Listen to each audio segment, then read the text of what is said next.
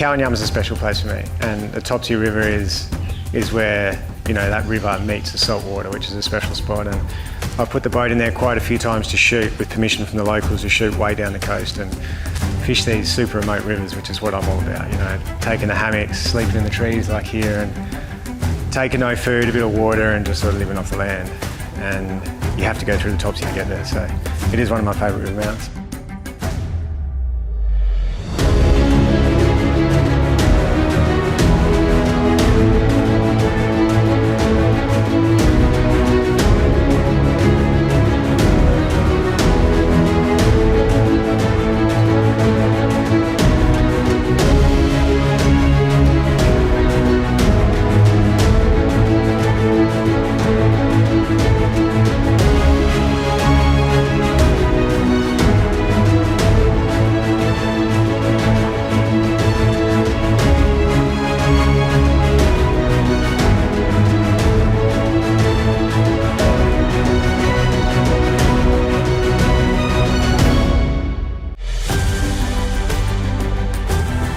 Hey Nathan, you got fuel in? I got fuel. That's good. You know, Nathan was a little bit embarrassed. He had to be saved out on the river there by having no fuel in the end. So, you know, he's now got a new nickname as well. It's No Fuel Nath. So he was a bit embarrassed. He had no fish, and we just wanted to get out and give him a hand. So next morning, we're straight out in the tinny. Nathan took myself and Chris out for a run in the tinny, try and catch a fish.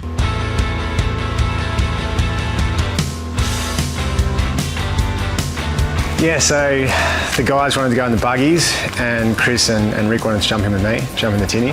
And so that little rock bar at the mouth there normally produces good barra. If the tide's right, if the water's moving, it's a good spot. And so yeah, thought we'd get the boys a barra. But we got down there, and I'm pretty sure it was Rick's first cast.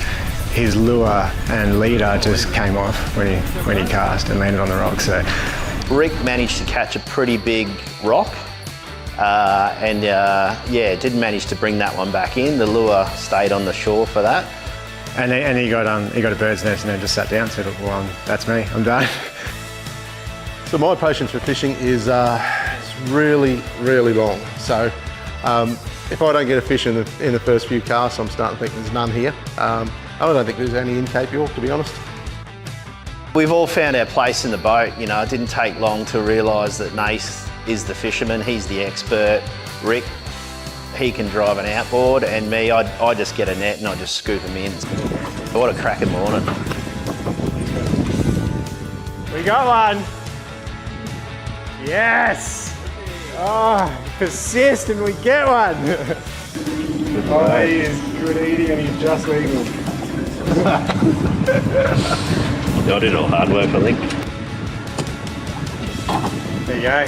No, he's not a huge one, but he's just legal. These guys get massive. Yeah. And they're probably better eating than barramundi. So we caught some threadfin salmon. Nathan caught some threadfin salmon. We got it on board with a net.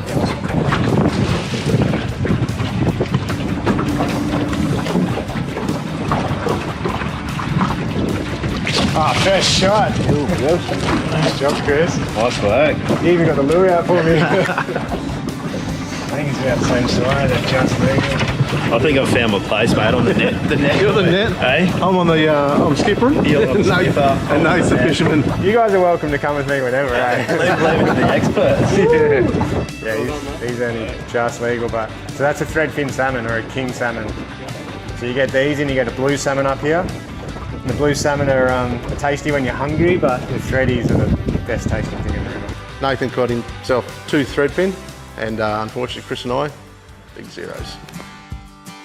So we've got a couple of nice threadies up around the mangroves up there. You can see this stretch here, which I like to chase barra through this deep part. We were just getting no bites, so you just got to constantly change your strategy, and the strategy was I could see jelly prawns flicking. These guys love jelly prawns, but I want to give them a wash, but I've seen there's a big croc that lives here, resident croc. Most of these river mouths have a big resident croc in the mouth, and he owns a stretch of it. And I've seen the guy here, and he's pushing 4.6 metres. He's a big fella, which is a bit daunting in a little tinny. And when you're trying to wash your fish, and I can see it deep here, so what I'm trying to do is find like a shallow little tidal pool, which there isn't one. So I'm just going to really quickly scoop up a bucket of water, bring it up here where I'm safe, and that's all you can do. So with these crocodiles, they're ambush predators. So you never go down to the same spot twice. You know, I always try and, obviously we pull the boat in over there. We've done that a couple of times this morning. Crocodile's going to be there waiting. You know, they're not going to come out that first spot. So I'll walk up and just quickly go down and scoop up a bucket of water, and you'd have to be pretty unlucky that he just happens to be in that exact spot. As long as you keep moving and then get up away from the water, you're about as safe as you can be up here in far north Queensland.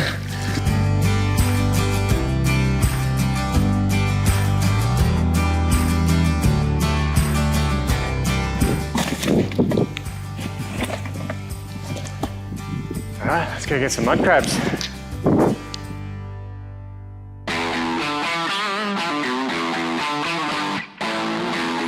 While Rick, Chris and Nathan are enjoying their success and a beautiful morning on the water, the other lads have a slightly different plan. So there was the opportunity to go fishing or to go play in the buggies. Now, I'm pretty much always going to go buggies, and Rick wanted to go fishing. That meant I got his Can-Am. But Rick's buggy is set up different. It's set up the way he wants it, and I've got to say, I really do like it. It's very well thought out, and it's very practical for how he uses it. At the camp at Kowanyama, we had another chance to get the Tinger off, and also the Polaris and the Can-Am to give him another run. Different conditions. This is through the scrub but onto the beach. So. And heading on down the beach, I found that the sand most of the time was pretty good, but there were a few spots along there. It was soft. Like I was having to really get into the Can-Am power-wise and send it, so to speak, just to keep from getting bogged in the deep sand. Stop play. Go the Tinger! Go the Tinger! And it performed well. It really did. A couple of very, very soft spots. You can see where I was at last, and you can see where the two other ATVs went first, and they started sinking down, but the Tinger just flew right over the top of it. So it was quite good. The Tinger on sand is really quite impressive. It's designed for that sort of environment where you want a really low pressure footprint from the tracks in the Tinger's case, but from tyres. So where I was bogging in with the Can-Am, you drive back past there where the Tinger had gone through, and it's basically just left a footprint. That's all it's done. It doesn't even sink in at all. So it's kind of cool to see. So out at the point, there's this massive big sand area, and Nick decided he wanted to test out his brand new Polaris. All right, we've got to roll over instead. And over he went. I got to see the whole thing, and Ian, one of the cameramen who was beside me at the time, he was frantically trying to get the camera on it.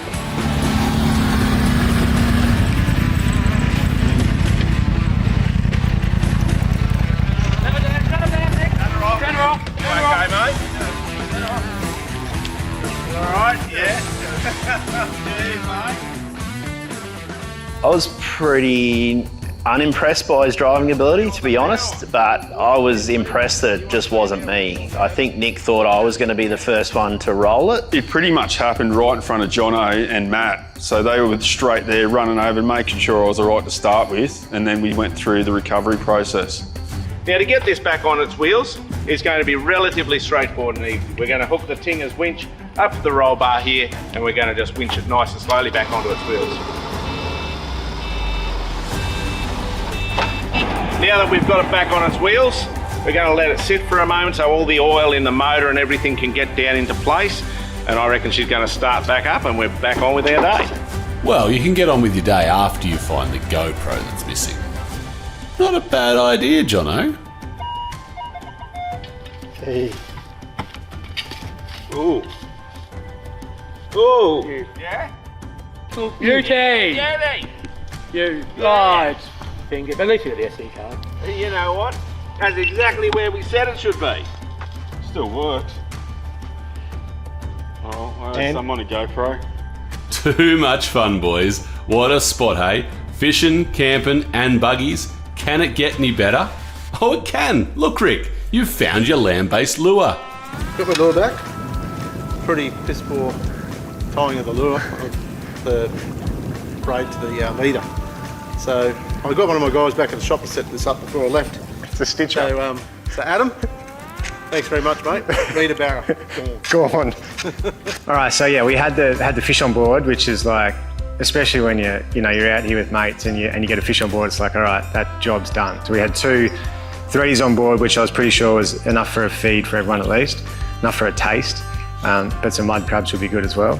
And that sort of country where we are, like I said, there's the mangroves and the rocks. I've actually been in there with Quaid and Josh chasing mud crabs, so I know they're in there. And that's something I wanted to say is, you guys see me out here, I was walking there with a spear and chasing mud crabs and walking this country today and showing you the nonda plums and things like that.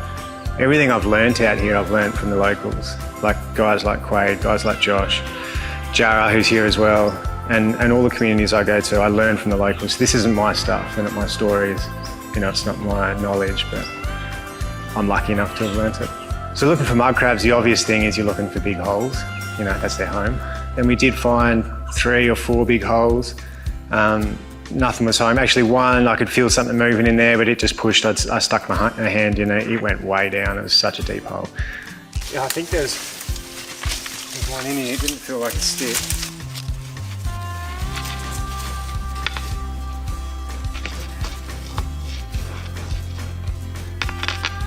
And we were chasing down some mud crabs. Literally in the mangroves, crawling around in the mud, looking for mud holes. Unfortunately, the tide was a bit too high. It needed to be lower, but it was still a good experience. The rocks in there are like big plates, right? And if you can see any sign of crabs going in underneath there, it's normally hollow underneath. So a couple of blokes, you just lift these rocks, check for crabs and drop them back down. No one was home. No crabs. All right, guys, I reckon it's time to get back. The boat seems to be very heavy in the front. Any ideas? Not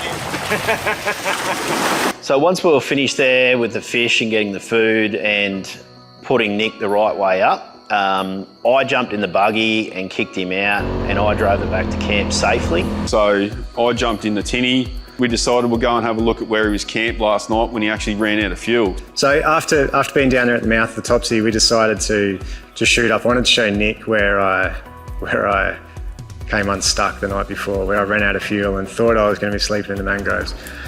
So not far up the river, we spotted a crocodile, not a big one, about 3.5 metres, on the bank, sitting there with her mouth open. She didn't move, and then finally she closed her mouth and just slid in, but she still didn't go far. Yeah, well, I mean, this tinny you see is 3.7 metres, and I just said that croc was 3 to 3.5.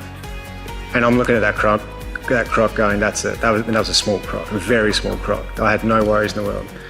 I've seen a crocodile in that river at the mouth. It was 4.5 metres, and they give me goosebumps. They're different. So you've got to have that respect for crocodiles in these riverways. Yeah, so after seeing the croc, we shot upstream, and I had an idea of where it was. I knew we were past a certain river, then a rock bar, and because I was looking at the map when I ran out of fuel, where I wanted to get to. So it looked different. We went past it, and I'm like, no, that was it back there, I'm sure. And I'd taken a shot on my phone with the maps when I was stuck there, in case I had some way of flicking it out to someone. This is where I am. Yeah, it was different. The tide was halfway up that bank, and we climbed up, and it was cool to be able to show Nick where I thought I was going to spend the night. And welcome, guys, come in. Yeah, so this was my little fireplace. It was dark. All I had my phone. That's all I had for light. And so I went over here and just got some of this dried grass. I probably just could have got it here, but you couldn't even see it. I've got the phone going, where's the dry stuff? And just sort of like picking at it like that. And I knew I had one shot at the fire. So there's always these little drains, which are full of food. Food wasn't going to be an issue. There's obviously mud crabs and these mud shell, which I absolutely love, these big mud mussels. But it was fresh water. There's no fresh water out here. So that was the choice, pulling up, going like, all right, this is the safest spot for the night. But if no one does come and I have to walk in the morning, I'm on the wrong side of the river. So yeah, if I was in Nathan's position, for one thing, I would probably die first of sandfly bites. That's what I reckon would take me down first. After the break, it's time to head to another of Kowanyama's great camps, but this one is new to even Nathan.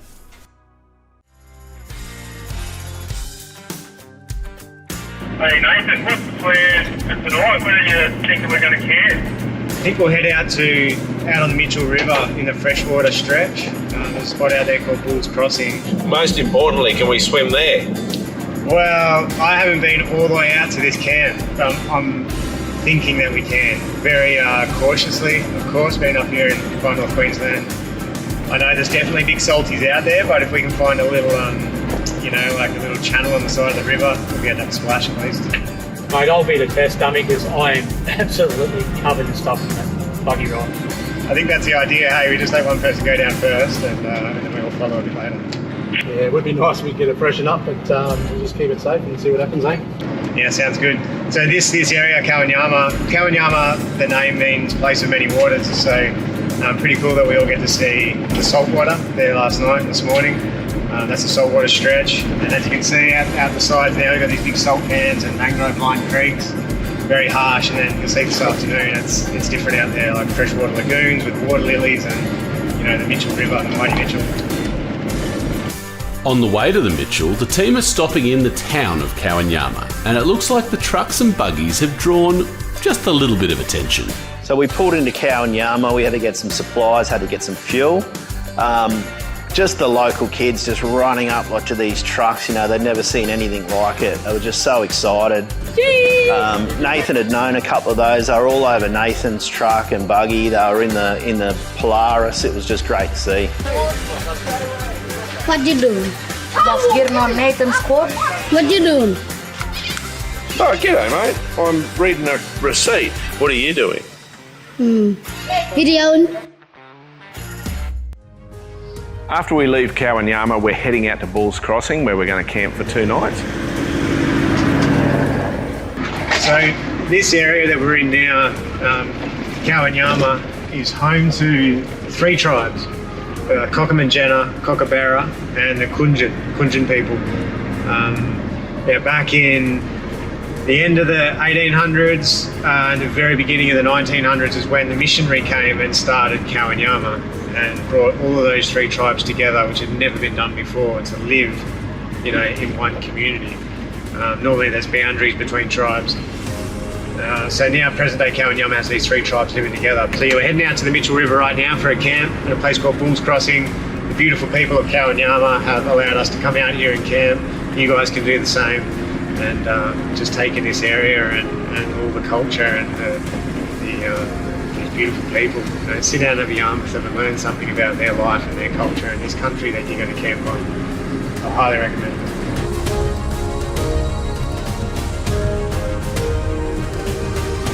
Yeah, I got the sign here, fella. Bulls Crossing, view to the right.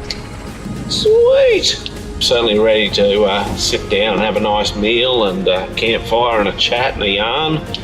Good thing, Matt. We know what we're going to be eating tonight, eh? Thanks to Nathan. Oh, mate, it's getting a bit late for that. We might have to do shapes or something like that. Yeah, don't worry, I got salad. There's the mighty Mitchell. Let's get the tinny off and go for a fish. No time for dinner. I thought it was going to be really brackish here, but it's looking quite fresh. This is super exciting. After checking out the river and a quick splash for those brave enough, it's time to set up camp and for Nathan to get his chef on. Yeah, so we got out to camp and the pressure was on me to cook fish. I wanted to cook it on the fire, but just normally what we do is just throw the fish straight on the coals. It's a bit more fancy. It's like a big alfoil boat lined with, where you throw your fish in and then line it with lots of Asian sauces, fish sauce, soy sauce, lime and ginger, all that sort of stuff. And I just wanted to do something special for everyone, give them a good taste of that fish we caught that morning. So around camp, Nathan cooked up a couple of threadies that he caught in some Asian spices, in the alcohol, straight on the coals, and it was primo. Very nice.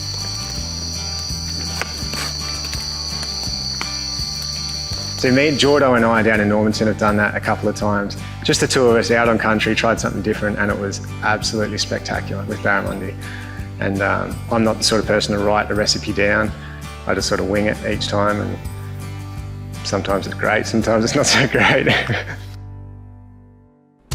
Next week, the team follow Nathan on one of his exploratory missions in search of a good barra and a safe swimming hole. before Quaid and the local boys turn up to show us how it's done. You want to catch a barrel, mate?